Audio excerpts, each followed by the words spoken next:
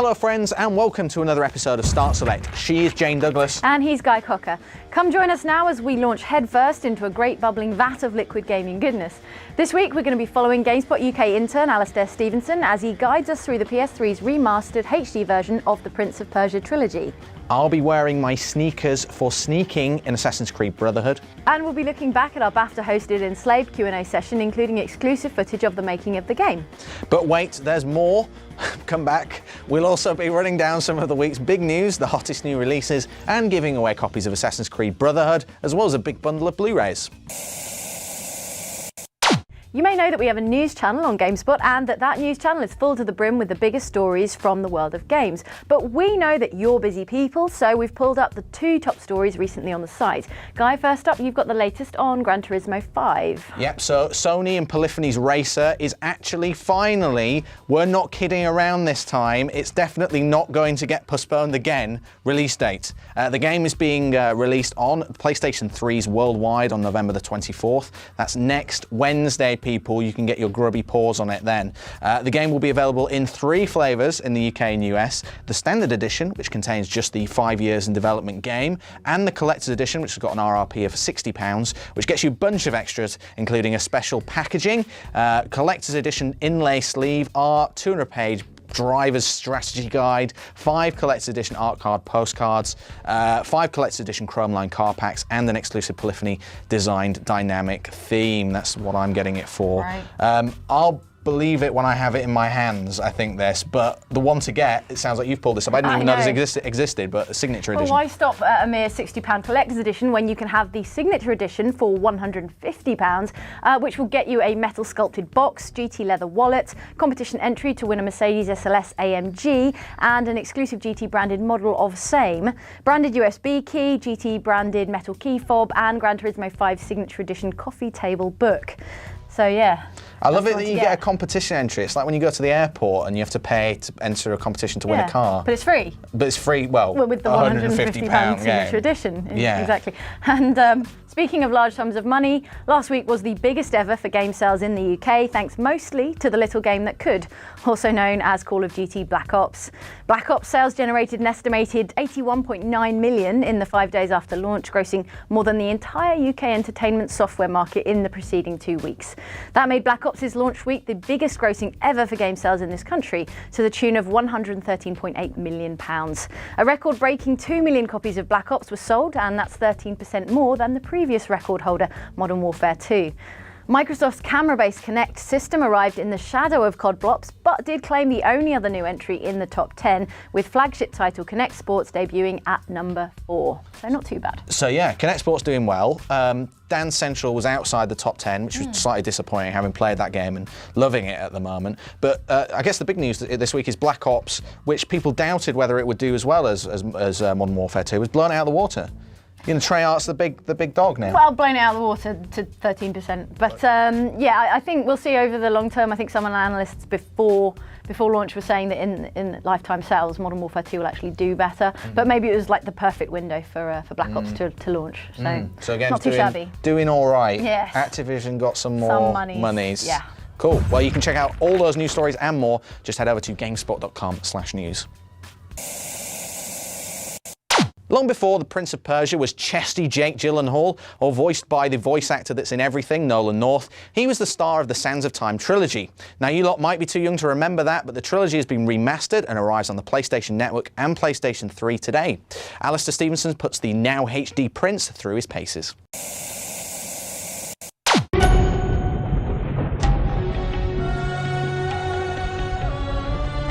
Most people think time is like a river that flows swift and sure in one direction.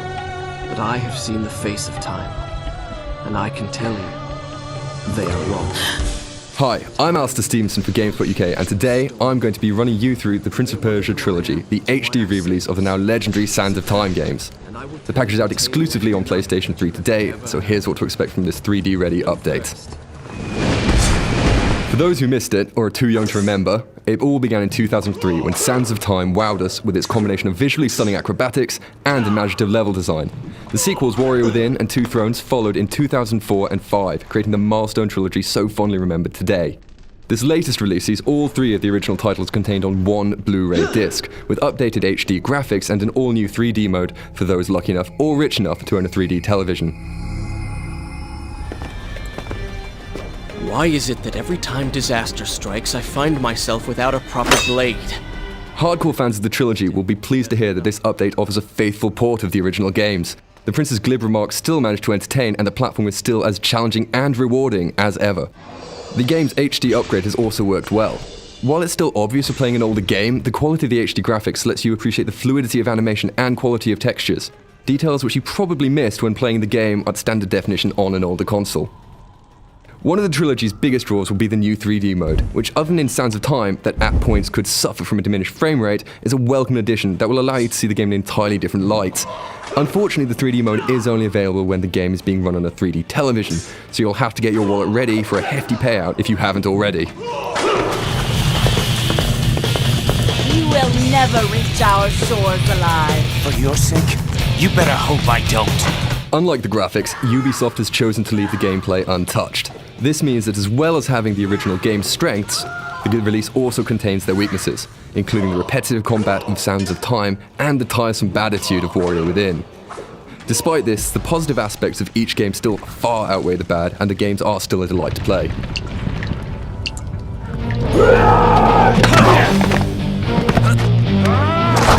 Another welcome change to the series is the addition of gaming trophies. These trophies offer both veteran and new players added incentives to replay the games and adapt their playing style according to the specific challenges.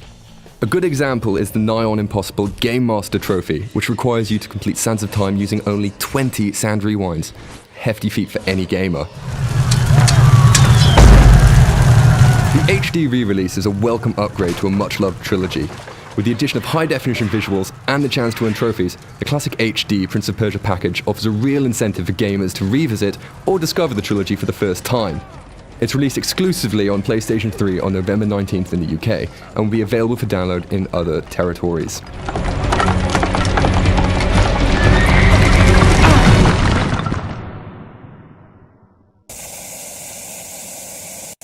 If you played through Assassin's Creed 2 and thought needs more assassins and also needs more Rome, then boy does Ubisoft have the game for you. Assassin's Creed Brotherhood adds multiplayer to the series for the first time, and it looks like this.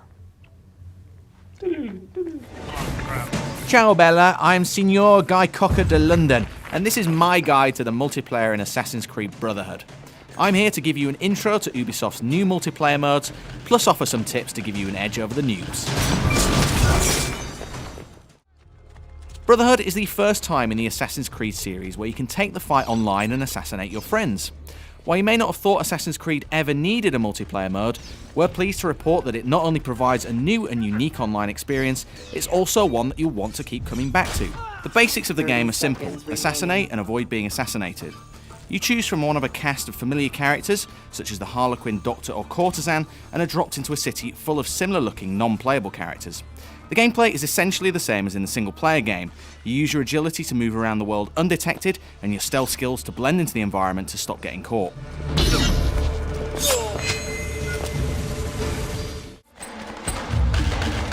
There are 4 different game types: Wanted, Manhunt, Alliance, and Team Wanted.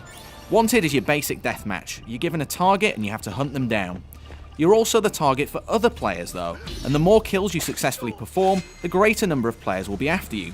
Manhunt is a team-based mode where you take it in turns being the assassins and the targets, while Alliance splits people into teams of 2. So, just how do you survive assassination in Brotherhood? Well, the most obvious tip is to remember that this is Assassin's Creed, not Call of Duty, so a stealthy approach is key. While you get 100 points for chasing someone down in the open and killing them, you can quadruple that score just by performing the kill before they even knew you were there.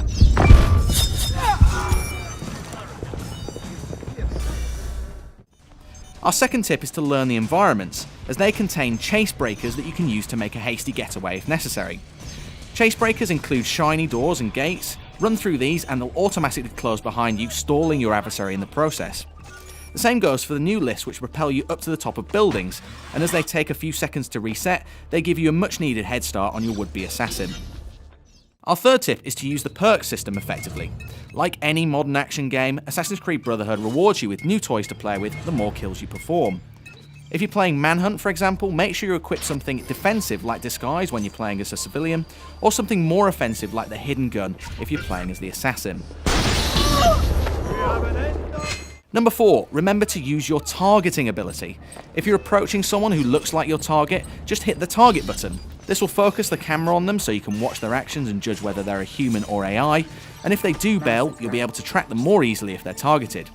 In team-based modes, it also helps that targets are marked out for teammates so they can perform the assassination if they're closer. Our final tip is to make sure you blend into small groups of AI-controlled civilians where possible, as this allows you to get close to your target without giving yourself away, or throw a hunter off the scent. If you can find a walking group containing the same character model as you, even better. If you're lucky, your enemy will go for one of the unsuspecting AI lookalikes instead of you. That's it from me inside the Animus. Good luck, assassins. We'll see you in Rome.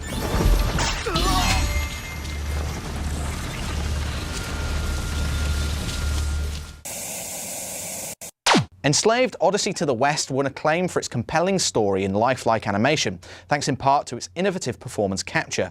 We got a look at the techniques and technology behind the game at a BAFTA Q&A session with designer Tamim Antoniades. Tonight's speaker is one of the founders of Cambridge-based BAFTA-nominated Ninja Theory. Originally founded as Just Add Monsters in March 2000, the studio's first release was Kung Fu Chaos on the Xbox. But it was with 2007's Heavenly Sword that the developer started enlisting the help of leading lights across the movie and music industries, including Andy Serkis, Nitin Sawhney and Weta Digital. So, to talk about this collaborative process, please welcome to the stage the creative director of Ninja Theory, Tamim Antoniades. One of the books that I read when I was researching for Heavenly Sword was Journey to the West, 400-year-old novel. But the legend of Monkey, the Monkey King, is actually much, much older. It's, the book's considered one of the 4 great Chinese classics. It's almost a quasi-religious text.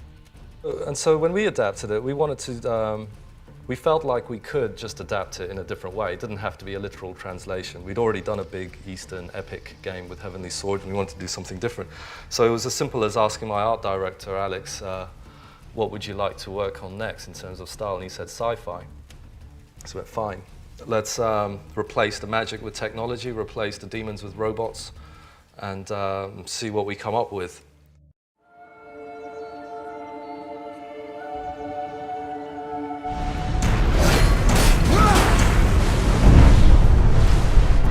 Get me out of here!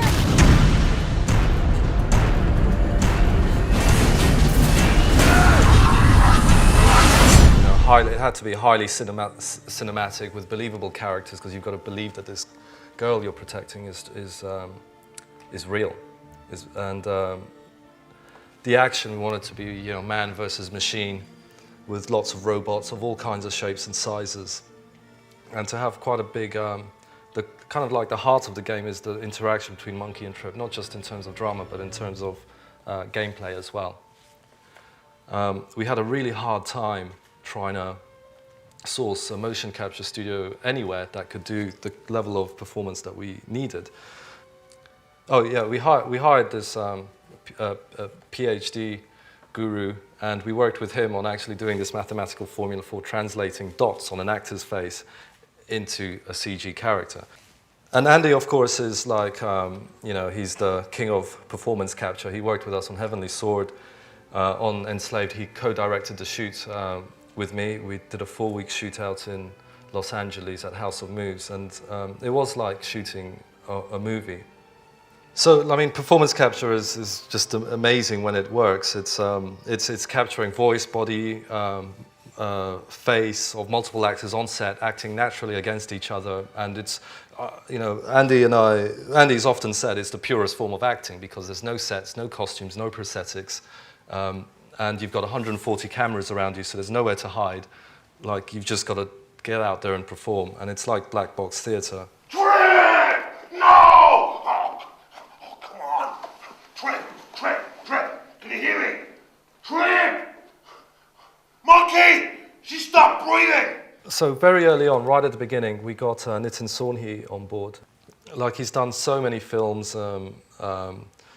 He's a polymath. He's been trained in classical Indian music. He was quite big on the drum and bass scene. He was a flamenco guitar expert, an Indian tabla player, So, like, it was important for us to kind of avoid the usual cliches that lots of games that are trying to be blockbusters fall into, which is to go for the big John Williams soundtrack.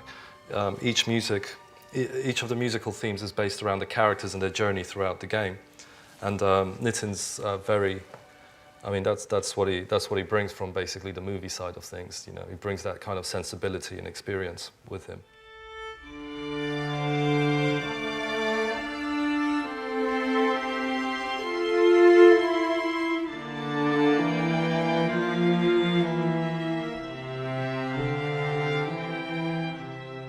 You spoke a little bit about getting these various talents on board. Yeah. How do you convince them? I read that Alex was looking for a project for a while, but surely they're used to astronomical fees in Hollywood. Everyone that we work with has an interest in working in a different medium in games. They don't necessarily do it to make millions of bucks, because despite what everyone thinks, you don't actually make millions of bucks making games unless you're extraordinarily lucky. So for a lot of them, it's more about the people you work with and the freedom you give them creatively and the respect and the boundaries that you have. Ed Stern, I'm lead writer at Splash Damage. And what didn't work? Was there any like one interaction verb that you had difficulty with, or was there any particular? Was it a particular kind of scene or a particular kind of interaction? Some stuff just falls straight into the engine and it works fine. What was the stuff that just didn't work straight off? We caught a lot of the stuff early on, because when we had the edited scenes, and we spent maybe 5 weeks editing the videos, like not the actual in-game stuff, just the videos that we filmed live, we stuck those in the game. So when the characters got to a point, it just played the video. And just from that, we could tell whether certain scenes weren't going to work. And in general, the scenes that don't work are the ones where you have multiple purposes. Alex was very, very clear, one scene, one purpose. And any time that there was a couple of things going on in the scene, and they shifted from one conversation to the other, it just didn't work. And sometimes that meant actually going back to the design and removing the source of that double-ended type thing that's going on.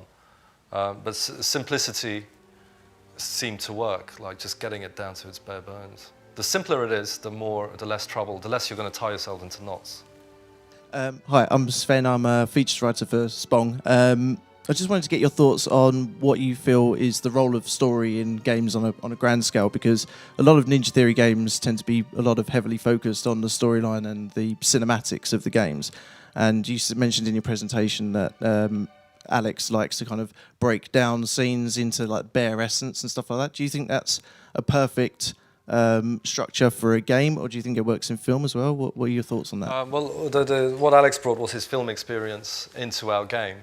And my thoughts on story is, if it's a story-driven game, then you should follow the rules of storytelling, whether they're visual, oral, or on the written page.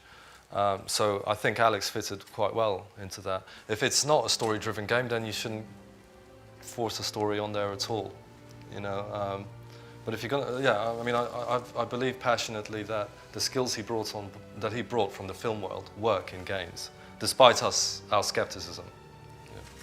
You can find out more about further games events via the BAFTA website, Facebook page or Twitter. But for now, please join me in thanking Tamim once again.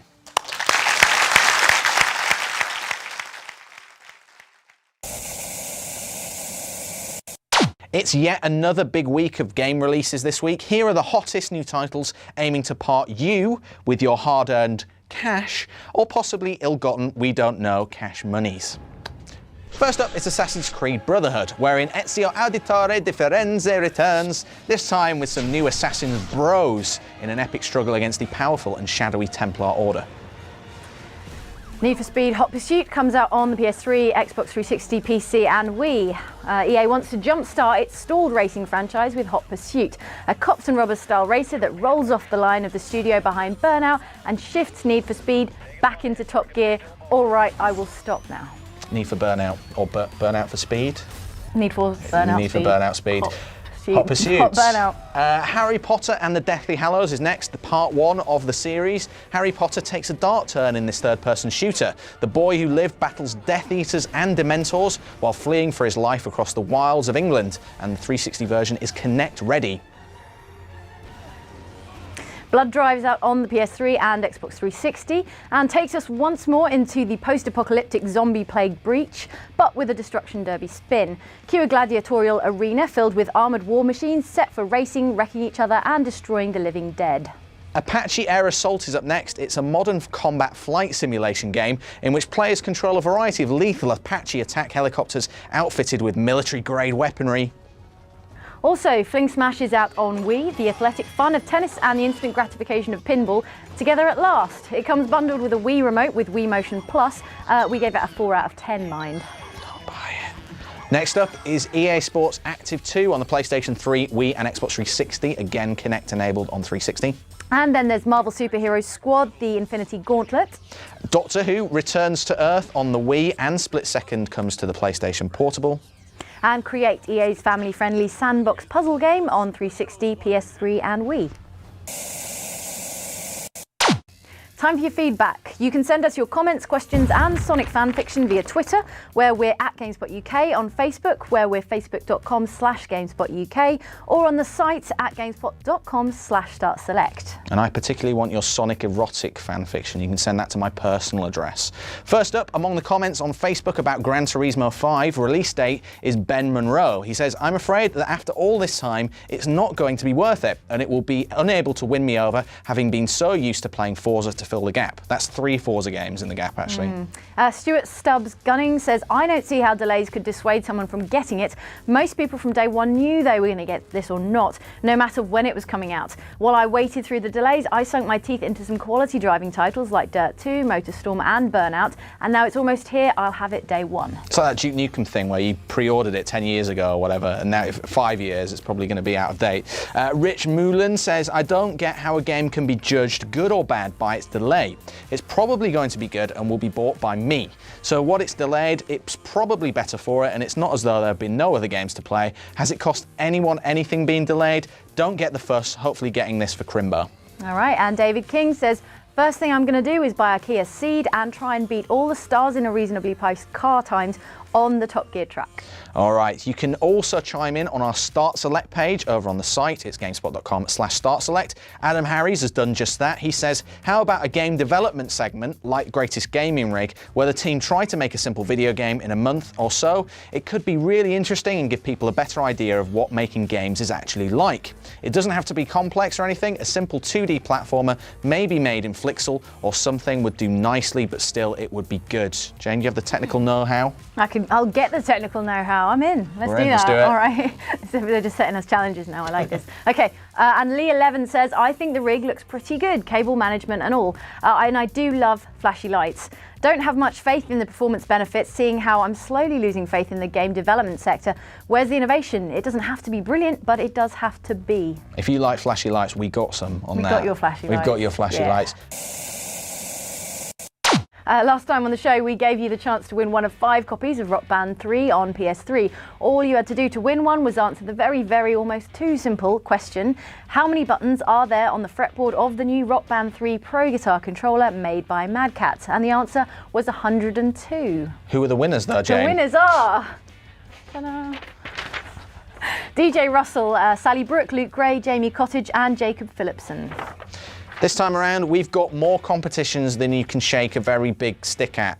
We've got 3 copies of Assassin's Creed Brotherhood on the PlayStation 3 to give away. Plus, for one lucky winner, we've got a copy of Assassin's Creed Brotherhood Limited Codex Edition, which includes the game, Renaissance Collector Chest, exclusive codex, a map of Rome, multiplayer character cards, Lineage DVD, bonus DVD and game soundtrack, 2 exclusive single-player maps. And they're called Aqua Gear and Trajan Market. Okay. 2 multiplayer characters, Harlequin and Officer. And additional bonus content that's yet to be revealed. You teasers at Ubisoft. Right. All right, if you want to bag yourself a copy, just answer us this. Who is the voice actor who plays Desmond Miles in the game? If you think you know, jot it on a postcard, by which we mean email, and send it to competitions@gamespot.co.uk before December 3rd, along with your postal address, and we'll announce the winners in the next episode of the show. And now, just because we can't help ourselves, we've also got a bonus competition prize to give away. It's a pack of Blu-rays to keep you distracted expected as the long, cold, lonely nights draw inexorably in. It comprises Resident Evil Afterlife, The Alien Anthology, Iron Man 2, Inception, Lost Season 6, and Robin Hood. For your chance to win all of those Blu-rays, just tell us the name of the publisher/developer behind the Resident Evil series. Answers and addresses, as always, go to competitions@gamespot.co.uk and we'll draw the lucky winner on next time's show. And finally, and this is getting silly, be sure to check out our colossal Blu-ray competition on the site right now, in which you can win a 60-inch TV, surround sound system, and a year's supply of Blu-ray movies and munchies. Simply head to the link on your screen right now to enter, and that's tinyurl.com/OMG Blu-ray. OMG. All right, thanks for watching this episode of Start Select. Remember, we'll be bringing you another episode very soon, so subscribe in iTunes. In the meantime, remember to catch GameSpot UK's Twitter feed, where unbelievably you can win even more stuff. GameSpot UK providing more prizes than you'll ever need in the shape of game download codes every Friday. You can also stalk Jane and I on Twitter. Just head over to tweet us up good at twitter.com/Guy Cocker and /Jane Douglas. And if you want more behind the scenes access to GameSpot UK, and why wouldn't you, including the latest on our epic gaming PC build, head over to facebook.com/GameSpot UK. That's also the place to post your feedback and from where we'll pluck the best for including in the next show. Ta-ra!